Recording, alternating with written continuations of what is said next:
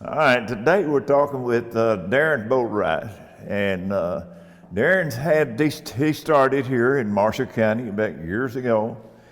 He's been on a long, colorful journey, and we want to hear about that today from you, Darron. So we'll just start when you started here. It is a long, colorful journey, and I really think a lot of my roots and starting here is very important to me, and I'm glad we're going to start right there. But I was a freshman at Marshall County High School starting in the fall of 1989. And most notably, probably known for basketball, but my baseball career is one I'm equally as proud of. Yeah, I remember you did play baseball. Well, we want to talk some about your basketball today. The playing here at the high school, and then your journey from here on to where we're at today. Yeah, I came in as I said, we had one practice in the summer of '89. That was the last practice that Coach Alan Hatcher performed for Marshall County. And I went to a couple camps following that practice, and by the time I got back, Coach Hatcher had left to become a graduate assistant at Western Kentucky, and Jeff Jackson had been named head basketball coach. Right. For the next 4 years, I was under his and his staff's tutelage for the Marshalls. Y'all had some pretty good success during those years too. Well, it started off slow. The first 2 years under Coach Jackson, we didn't have that much success. We had a run of really good players and successful teams before then, and the cupboard wasn't bare, but it lacked much experience in his first 2 years, and he moved on to University Heights there at the end of my sophomore year of high school. Right. Well, who are some of the players that you played with that was pretty good during those years? Well, as a freshman, Aaron Beth was a senior, I believe, and John Leeper was on that team, and I can remember Trevor Taylor and Matt Colson, and let's see here, Bobby Lange was a sophomore. He was a year ahead of me. Yeah. This is my freshman year, and he was a year ahead of me, and so I didn't make the varsity as a freshman. Very few did. Aaron was the only one, I think, at the time. Maybe years before then, Barry Goheen maybe made the freshman, made the varsity as a freshman. But it was customary for you to serve your time, and then you battle it out as a sophomore to see who makes the roster. And I was able to make that roster as a sophomore, and go on there with that group of young men that I talked about. What about your senior year? Didn't y'all have a pretty good team your senior year? The best team I was ever on was our junior year. Junior year, okay. And we played in the regional final that year and lost to Mayfield. Coach Scott Slosher had a really good team. Had the Brooks twins, and Scotty Thomas was a star in the regional final game. Never missed a shot, if my memory's correct. And we never made him get up off the deck either, which I would have liked to have seen once or twice. Someone performing that well against you. Right. But we lost in a regional championship game that year. I was thinking that was a pretty good team back then. Yeah. Okay, when you left Marshall County, let's get on that journey a little. Well, I want to talk just a minute more about my senior year, because those are some of the finest guys that I've ever played with, and they remain to be dear friends today. And it's Todd Northcott and Kevin Driver and Jason Thompson and Trevor Parker and myself were the five. And then we had a move-in for our senior year, a young man named Chris Bundy that joined our team. And but that group, we averaged in the 90s points per game, and we could really fill it up.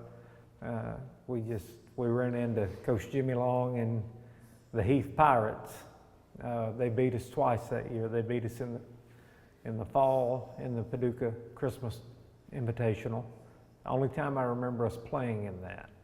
And they beat us then, and then that was our draw in the regional as well, and they beat us again. They had our number, as they say, number.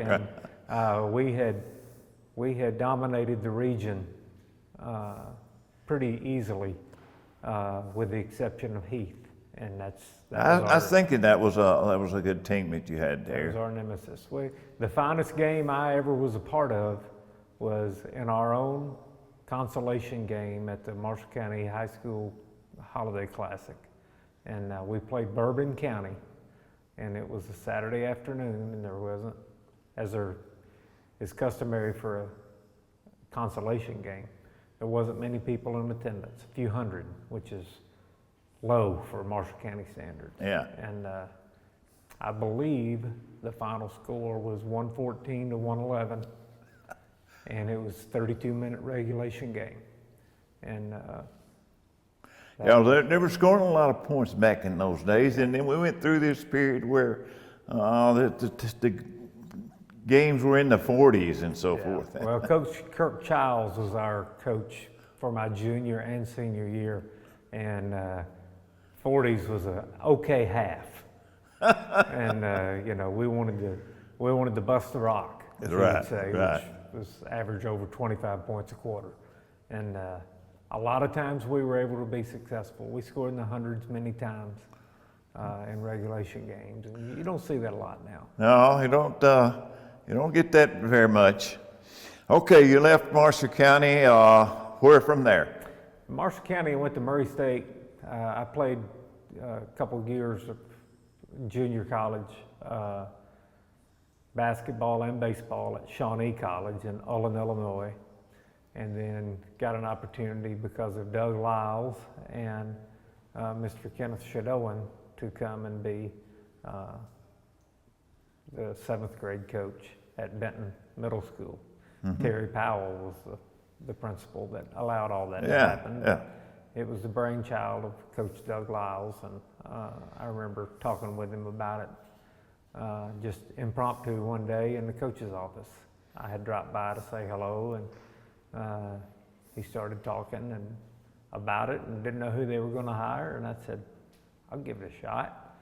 And so I came back from Shawnee and attended my second year of junior college at Paducah Community College and played on their baseball team, and we were the last athletic team in the history of that community college. And now it's West Kentucky Vocational Technical School, very important to this area. But it was PCC then, and I played on their last team in their last game ever that they played college athletics. Mm-hmm. So from there, coached a year at Benton Middle School, and that was 1994-95.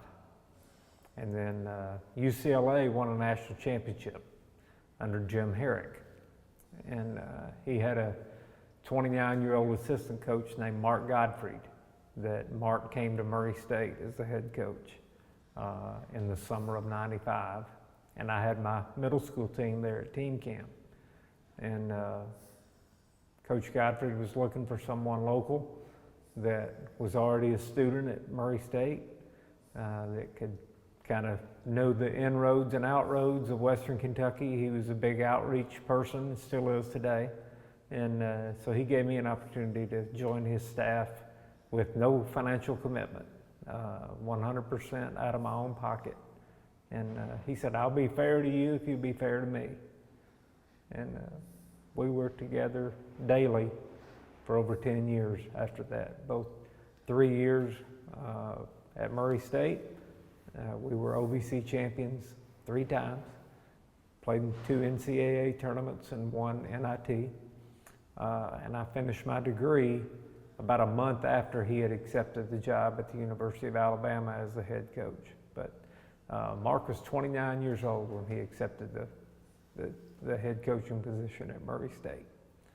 And in today's standards, that That might be just now you went with a little him. green. You went with him to Alabama, right? I went with him to Alabama I left in the spring of '98 and stayed down there with him until the summer of 2005.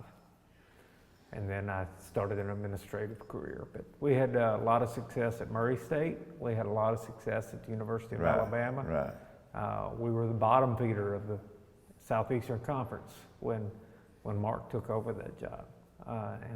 We went from the worst team in the conference in 1998 to ranked number 1 in America in 2004. And at that time, to show you how rare it is for a new team to become ranked number 1 in America, we were only the 27th team that had ever received that distinction. Really? So yeah. That's interesting. It goes back and forth amongst the Blue Bloods a lot, but rarely are there new people who get invited to the party. Right. But we were ranked number 1 in America in 2004, and then didn't you go from there to Wichita State? I did a couple stops between there. First of all, we were SEC champions in 2002. Okay. We won the conference. All right. It took us 4 years to flip it. And when we flipped it, we kept it going. I think they ended up going to 7 or 8 consecutive NCAA tournaments. At the time, it was the longest in the history, and Alabama has a very proud basketball tradition. Second only in statistical categories to the University of Kentucky in the SEC. In conference wins, conference championships, so forth. And not many people know that. They think of Alabama and they think of an oblong ball that's laid out in the sun too long.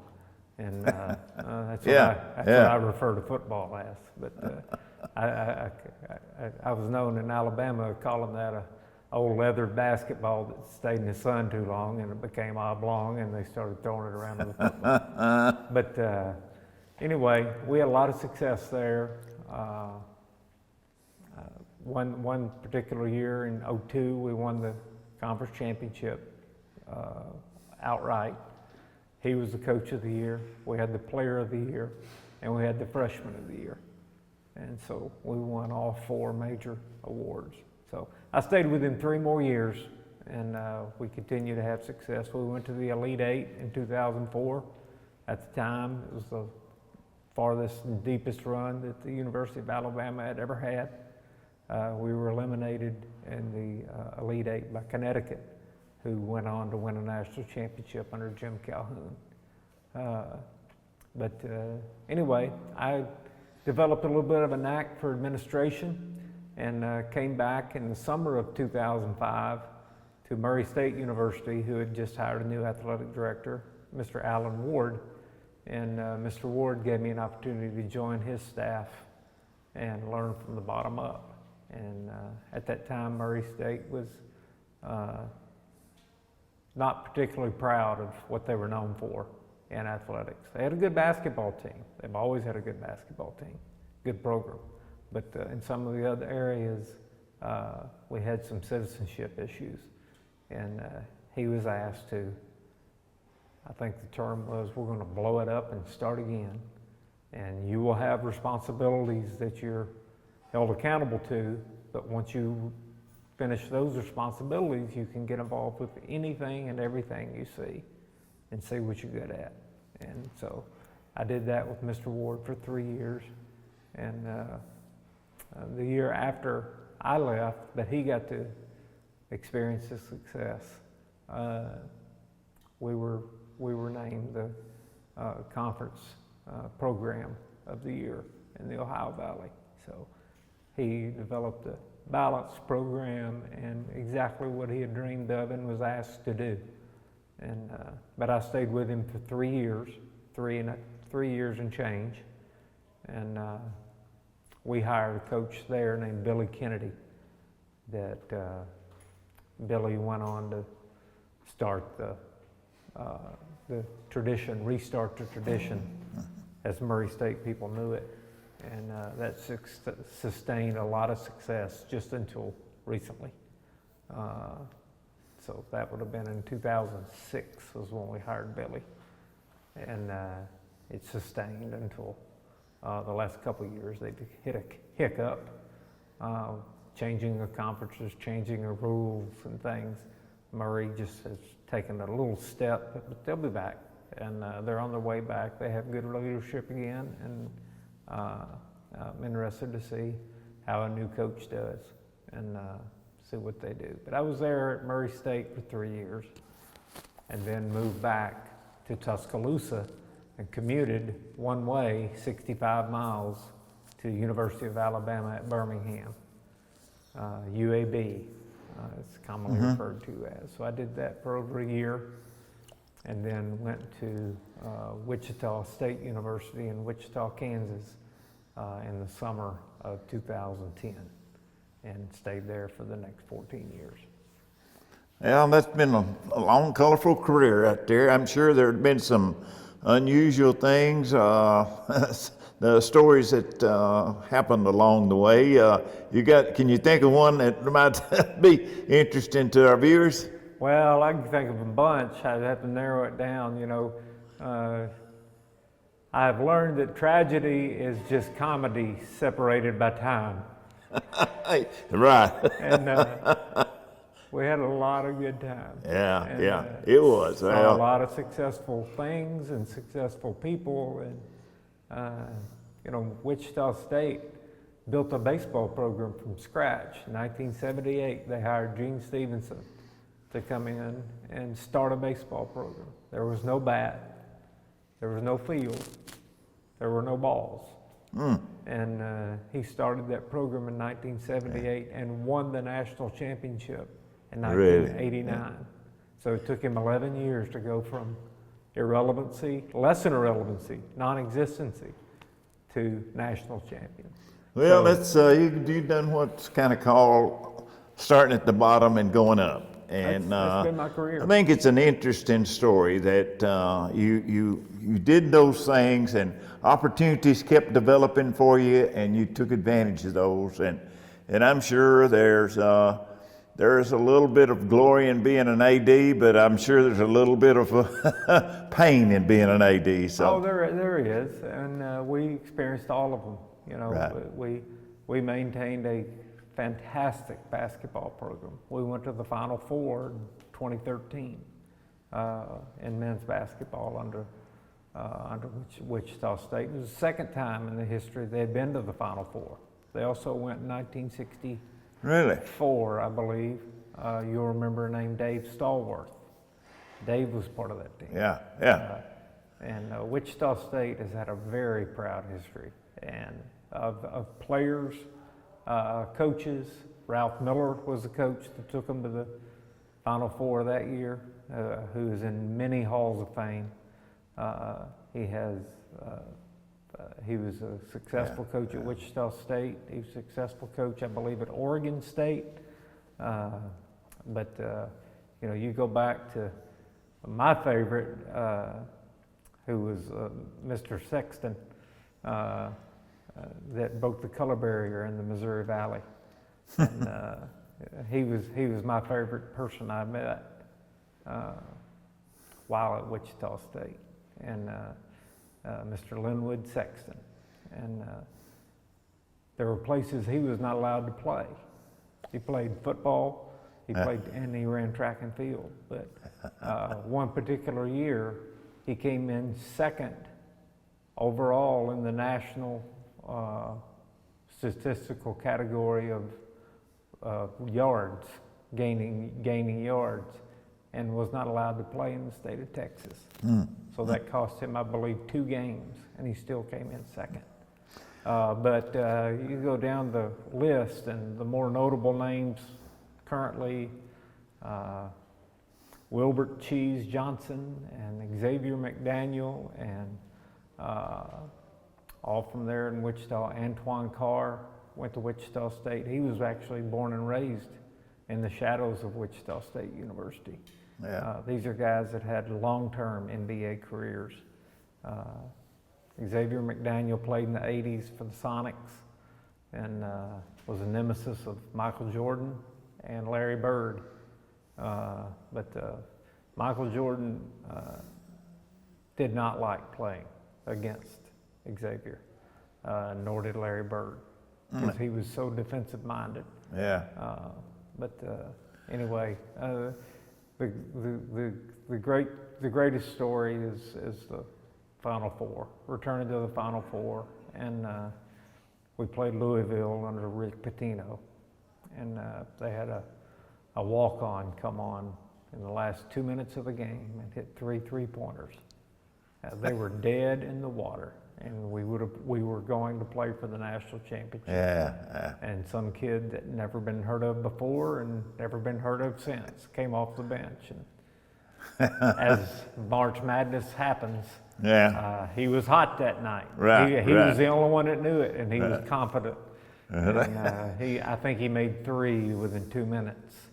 And, well, Darron, we think of you as another one of the Marshall County people that's made good over a period of time, and we certainly appreciate you coming by and talking this story with us that we can put on our website and keep it for future generations out there. And it's been a pleasure to have you here today and to go over these stories with us. We appreciate you. Well, thank you very much. I appreciate you and all those that are working on the museum, and I wish it nothing but success.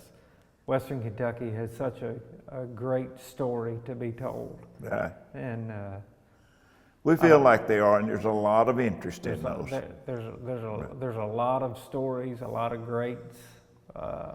We have Mr. Fulks, who's in the Naismith Hall of Fame, Right. inventor of the jump shot. Right. From right here, I believe in Grand Rivers, or correct me. Well, he started over in Birmingham, and the waters came up, and they moved to Qatar for his senior year. That's where my family's from, was from Birmingham. Yeah, is that right? Yeah. And came out. Well, that's quite a story there.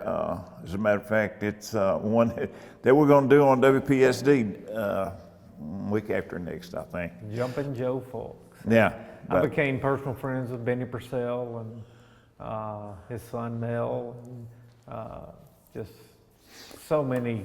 How he couldn't. Oh yeah, you just develop a lot of relationships that are lifetime relationships. Yeah. And the Brewers program in the late 40s, I was very close to several members of that team and got to know them on a personal level throughout my life, my young life. Yeah. And continue to share their story today. Right. That's what we're trying to do, is get people to share these stories that we can put out there where other people can enjoy them on down through time. Well, I appreciate you including me. Thank you. Thank you for being here today. You betcha.